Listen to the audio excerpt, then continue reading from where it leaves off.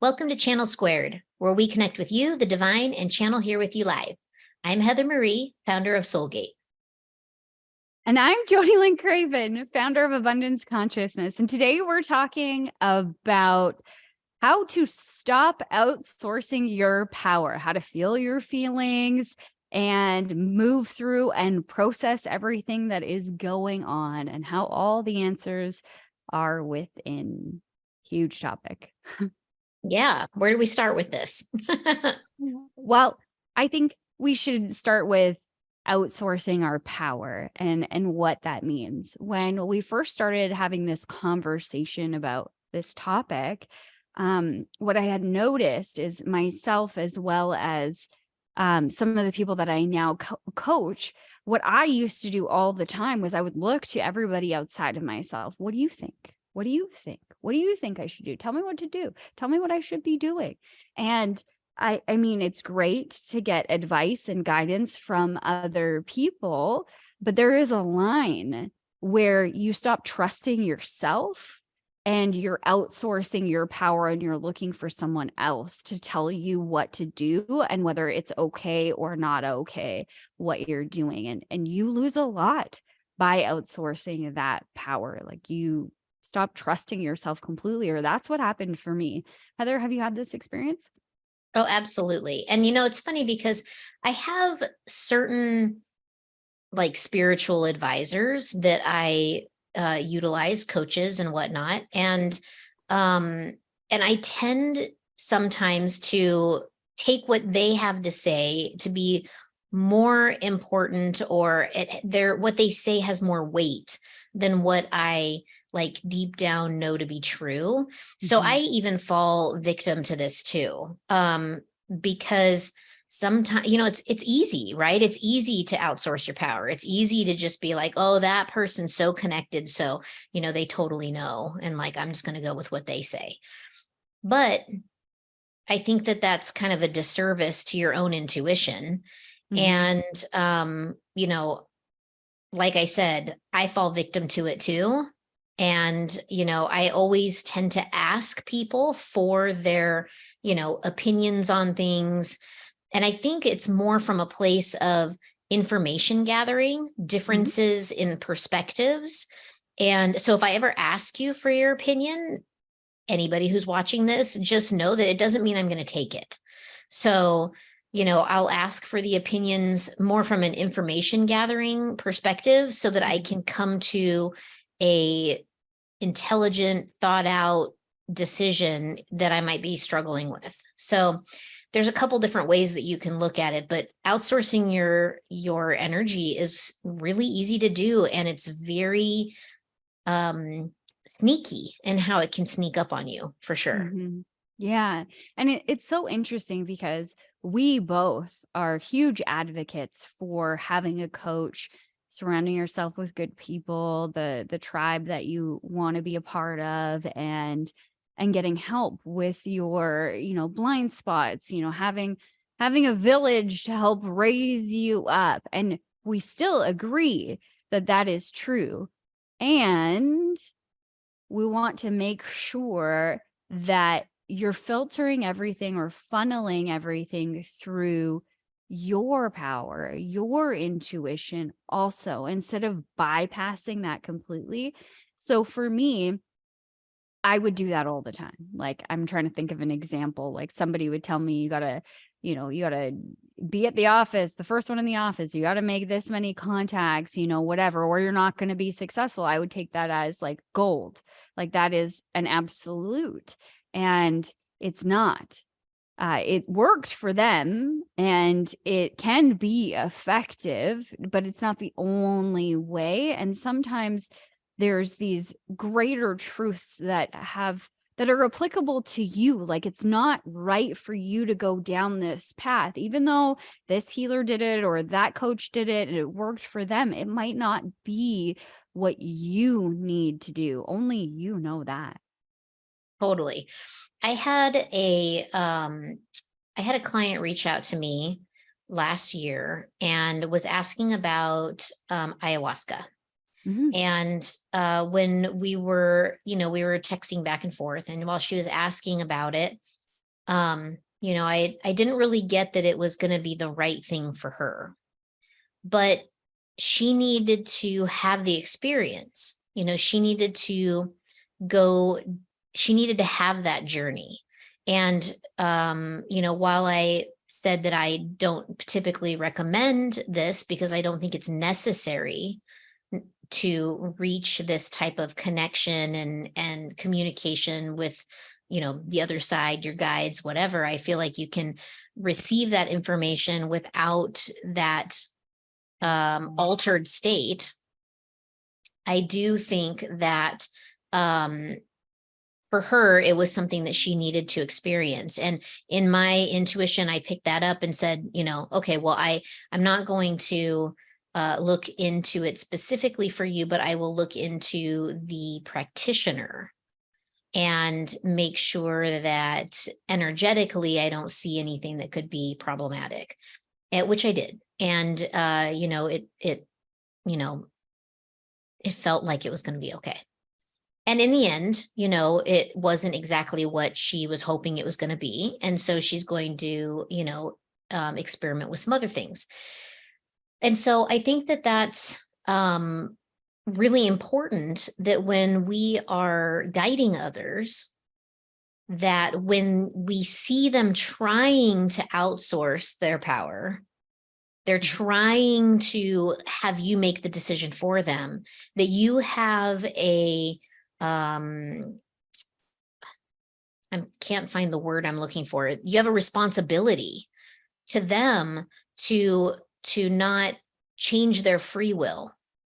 Because oftentimes, especially when it comes to spirituality and spiritual coaches, what they say is gospel. And a lot of people will see it that way, right? They'll be like, oh my gosh, she's, talking to beings on the other side. So therefore she is the all knowing, right? She's getting that information direct from them. But the fact is that you are the one having the human experience. Mm-hmm. They are experiencing because you're here. Yeah. Who has the real power here? Don't give it away to them. Don't give it away to me. Yeah. Keep it for yourself. Have your own experience.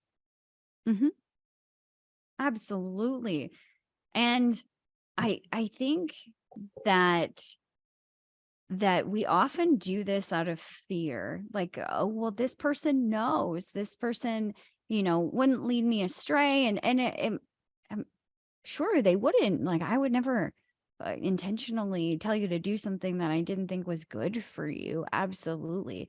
But something that I really recognized developing like my coaching practice and like my program more is that when it first started out, I was like the guru. Like, what do you think, Jody? And like, what do you think's wrong with me? Or like, what do you think is blocking me? And like, I have this amazing talent of seeing abundance blocks. It's beautiful. And what I quickly realized is that I needed to teach them, my students, how I did that, because it's not, I've been gifted with this, and it's a skill that you can also learn, like channeling. You can learn how to channel. You need to have the resources to learn how to do it and protect yourself and all of that. And Heather's a great person to teach you how to do that. Quick plug for Heather. But you can learn it on your own. And I realized that I was doing my students a disservice by not teaching them how I started to learn that gift, or how that gift was presented for me, so they could explore it for themselves, so that once they were done the program, sure, they still wanted to be around me and in my energy and, all of that stuff, learn more from me, but they no longer needed me. I wasn't like cutting them off at the knees, like, you're going to forever need to keep hiring me over and over again, because you'll never have the answer. I hated that. When, coaches would do that to me, but I went for that for a really long time because I had no confidence in myself, and I had no confidence or trust in where I was being led, or that I knew what was right for me. And I think we should talk about feeling into that, and how do you build that trust with yourself when you've spent years and years and years. For me, it was, 30 plus years not trusting myself and outsourcing that power. So Well, what do I we do, mean, Heather? I think that I want to answer that question, but I also want to point out that we are conditioned at an early age to not trust ourselves, right? And look, our parents don't mean to do it to us, but No. they know everything, right? And when we come into this world, we're helpless little creatures that need our parents to support us and take care of us and make sure that we don't get run over by a car, and all of these things. And so it doesn't take very long for us to figure out that, hey, we need to trust everything that they say, because if we don't, we'll die. Mhm. And that's a big deconditioning process away from that way of thinking, being deconditioned to not outsource the all-knowingness of you to somebody else is something that it just happens, and it has to happen that way, right? Because that's how you stay alive when you are a small child. Where I think that things sometimes go wrong is when the teenager starts to outsource this to friends and to friends' parents instead of starting to ask themselves the questions. And this is where I think the rubber meets the road with parenting. You have your community, right? And you have like-minded parents that are part of your community. And Mhm. when the child goes to the friend or goes to the parent, the other parent, because they're not going to come to you because you're an idiot, what do you know, right? When they go to the friend or the friend's parent and they're like, oh, I'm having this problem, what do you think I should do? The parent should say, or the friend should say, well, what do you think you should do? Like, feel into it. How do Mhm. you feel about it? And so the deconditioning process isn't any different for a teenager as it is for an adult. Instead of asking first, just blatantly throwing it out there, hey, what do you think about this thing? Stop for a minute and go, okay, I've got this situation. How do I feel about it? Like, what am I feeling right now about it? What do I think about it? Do my thoughts and my emotions match? No. Why? Why don't they match? Why do I feel like I'm going to throw up about this thing, but I'm thinking, oh, it's really not that bad? Why is there this disconnect between my feelings and my thoughts? Mhm. Start writing down your feelings and your thoughts and seeing if there's anything that's actually connecting them together. And then when you think that you've gotten it all figured out, dig deeper, go further with it. It's really unfortunate when we as humans cannot figure stuff out for ourselves. And I'm Mhm. not saying that you shouldn't be able to ask for support and you shouldn't be able to ask for help. That is not what I'm saying at all. What I'm saying is, don't immediately jump to your support system before you've even done the work yourself. Yeah, before you've tapped in. Exactly. Every single human on earth has an intuition, has a connection to the divine, has the ability to heal and channel and bring in the information just the same as anybody else, just the same as I do, just the same as you do, just the same as my healer friends do. Mhm. Everyone's a healer, a channel, a creator, a guide. We're all the same. We Yeah, just they're like have tools to, in your tool belt. exactly. Just Mhm. start taking out your tools and using them. Mhm. Easy for me to say, right? And it's tough, but that's what I've noticed about my really close friends is that, I don't immediately go to anybody. I try and sort out my feelings first. How do I feel about it? Why do I feel that way? Can I make some sense of it? And sometimes, I know we were talking about this, I think a couple of episodes ago, where you hum to get out of the state. Mhm. Sometimes I need to walk away from the situation because I'm just so wrapped up in it. And then if I feel like I'm so twisted that I can't get out, it's usually at that point, and this is a key of, or a key sign of really good friendships. But when I'm in that space where I'm so wound up, I can't get out of it on my own, that's typically when my friends reach out, because they know that something's off with my energy.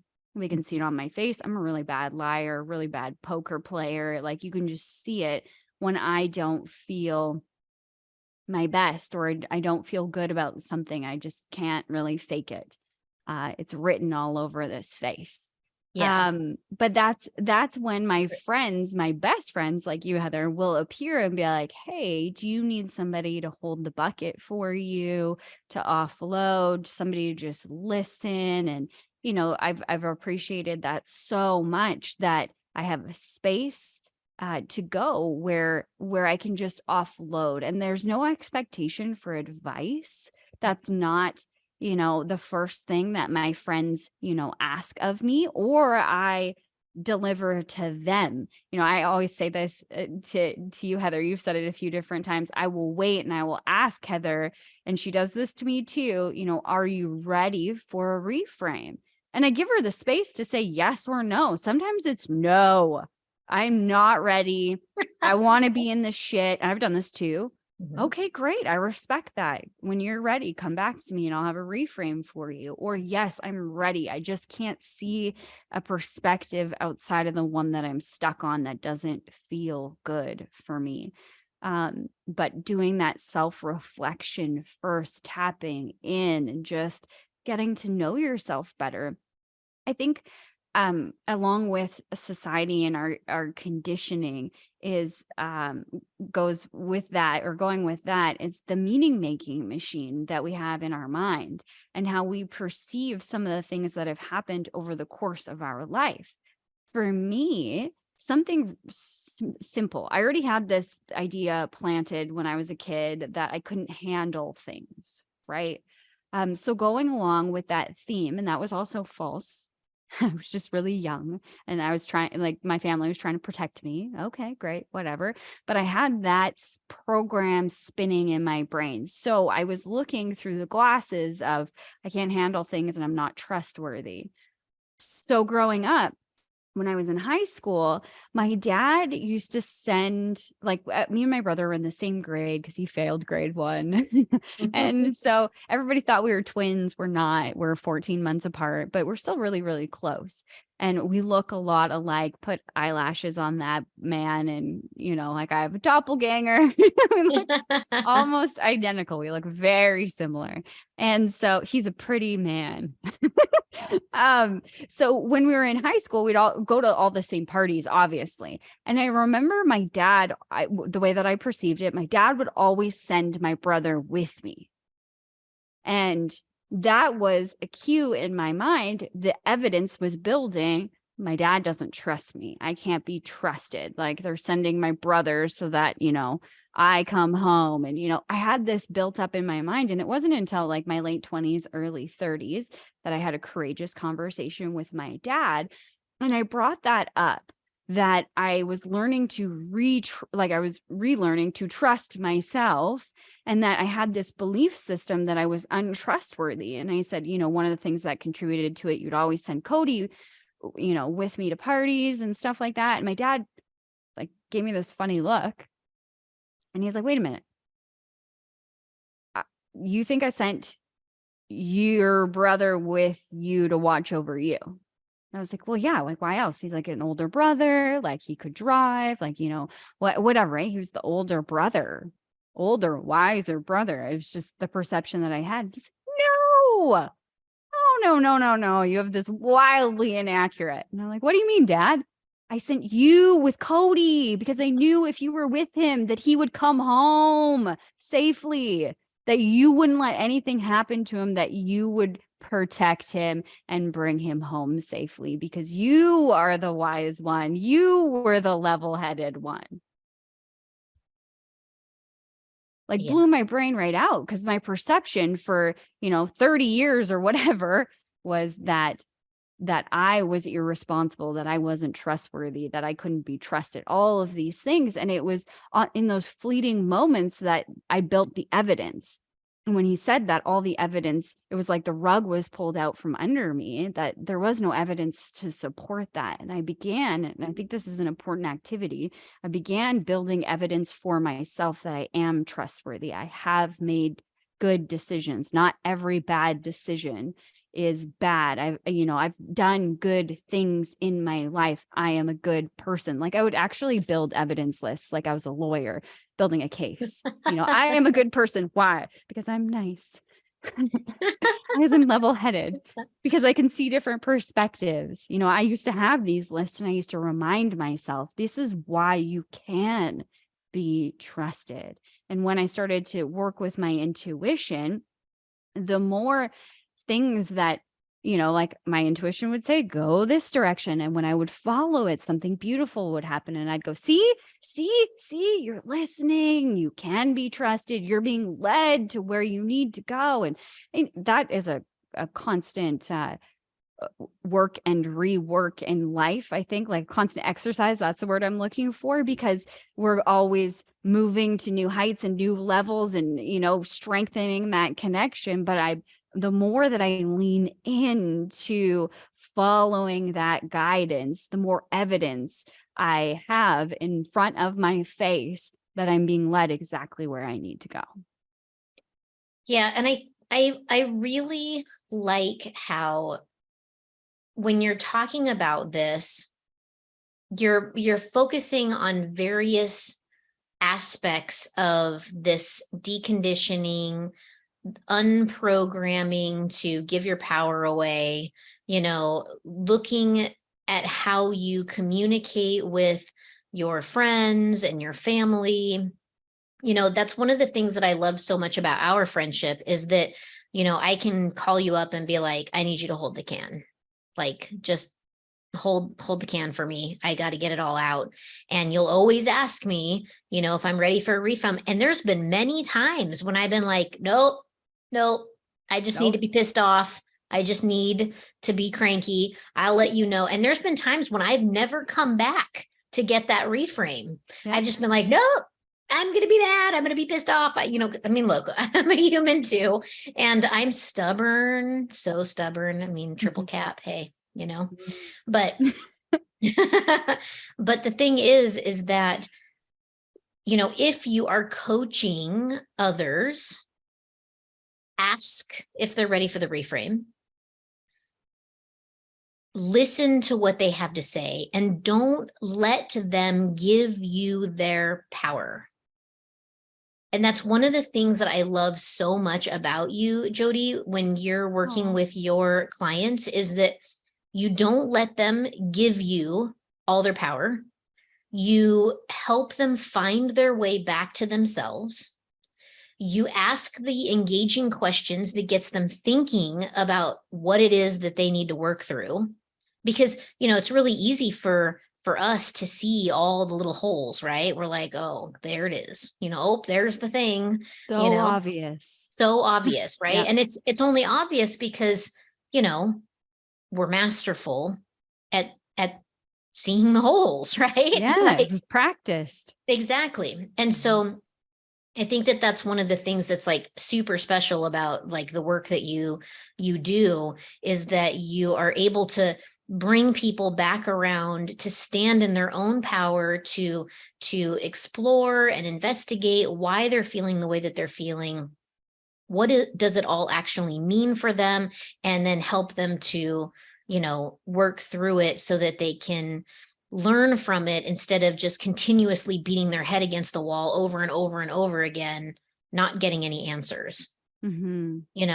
So when you're working with somebody, those of you that are listening, that are, have coaches or spiritual guides or whatever it is that, your personal development journey looks like, Make sure that this is how you're being handled by your guru.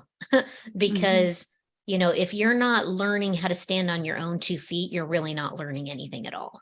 And so often we put people on a pedestal and Absolutely. think that they're so perfect. And I think that's why we always say in our shows, we're just human and we make mistakes and we do human things, because Yep.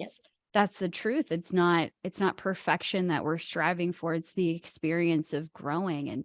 And I know what it feels like to have my power stripped. I grew up in an environment in business where it was really, really positive, but almost like artificial positive. Like, you got to be happy. And I remember people saying to me all the time, not all the time, but like I would say something negative, like something really simple, like, I'm sick. Yeah, sure you are. If you keep saying that, you're going to continue to be sick. And I'm like, okay, dick. Like, I understand that I'm creating my reality, but right now I feel like a piece of crap. Like, Mhm.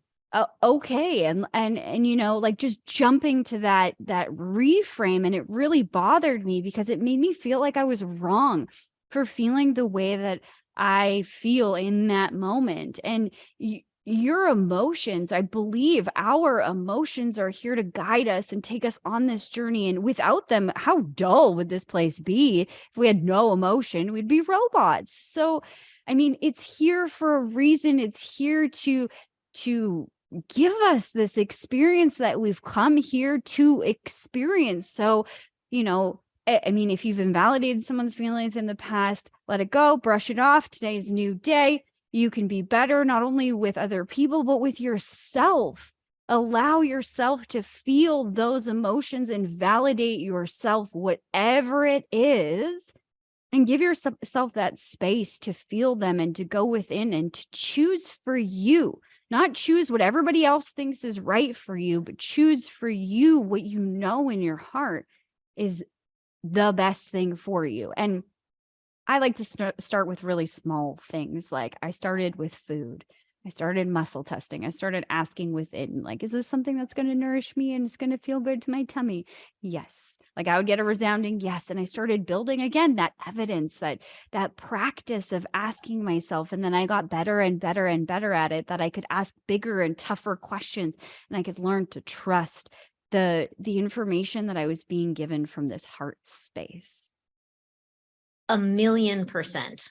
Yeah. Yes to all of This is that. where your power lies. Your power lies within. You want things to change. The change must happen within first. And trusting that you know the way, even when you're unaware of what comes next. Your guides know, the universe knows. You sat in a chair or whatever you sat in a green room or whatever it was, and you picked this life and everything that was going to happen. You know, on an inherent level, all the information that is available to the entire universe. All you got to do is tap in. Yeah. I want to talk about for a minute tapping in. This is something that I get asked about a lot frequently. How do I know where my intuition is? Like, how do I know what tapping in actually feels like? And you can do this in several areas in your body, right? For some people, it's in their heart. They can ask their question in their heart, and their heart will give them, an answer. They can sometimes ask the question in their gut. They get a gut feeling, like it's kind of like in your middle of your abdomen. You'll either get like butterflies, or you might feel sick, or you might be like, ugh, that feels yucky. Some people it's in their gut. And this is all kind of based on like how you're designed, and for some people it might be in their throat. They might be more, you might feel it more in your throat. You might feel your throat kind of constrict, or, get tight or something, if it's a no, or that's not good or whatever. And sometimes it'll come like as a fleeting thought. So depending on how you're designed, you will be able to tap into that feeling, that knowingness that you already possess. So as an exercise to figure out where the seat of your intuition actually lies, go through the different areas, ask the question, like, are these sticky notes yellow? Right. And feel into it, right? Like, are these sticky notes yellow? Okay, that feels one way. These sticky notes are green. Right now I'm getting a, feeling kind of in the side of my body that's sort of like, no, those are definitely not green. Get your eyes checked, right? So, like, you can start with something small, like you said, like in the grocery store, is this good for me? Is this not good for me? Like, how do I feel if I'm going to eat this dragon fruit? Am I loving the dragon fruit because it's exotic and crazy and it's totally a rad color? Maybe, but is that part of what like draws me to it? Or is it that, I just want to try something new? Or is it that, I used to eat them in a past life? Who the heck knows, right? But the only way to find out is to ask yourself to give you that intuitive nudge one way or another. So start small, start with little things around the house, at the grocery store, whatever, and feel into if they're good or bad. And feel where you feel those feelings, maybe go on a not so busy day at the store so that you're not distracted by, the kid screaming in the cart and the lady that ran you over and whatever, right? Go at, 10 o'clock on Tuesday. Yeah. Or starting your home with things like, that is a sticky note. Yes. Like feeling it in your body. Like, I drive a black car. Yes. Like, what does that feel like? My name is Jody Lynn. My name is Bob. That's where I started, really. My name is Bob. No, it ain't. Okay. Yeah. So little things that the truth of, so you can feel how it feels differently. And something I think too that needs to be said about that, the closer you are to the said thing you're trying to get an answer to, or the more you are attached to an outcome, the fuzzier the response may be. Yeah. So, that's a great time to loop in a friend, get a new perspective, do a channeling session, whatever, when things are really tough for you to see. But it's not impossible to get the information at that point either. It just takes practice and a lot of faith and trust in yourself. Exactly. 100%. Well, if you guys are loving this conversation and loving us, make sure you hit the like button, subscribe, bring like 50 of your friends to join us in our next conversation next week, which we're going to talk about your tribe. We're going to talk about your values. We're going to talk about raising your kids with people around that have similar values and how to utilize your tribe without giving your power away, which I think are all really important conversation to have. So join us next week, and we love you, and we will see you then. Bye.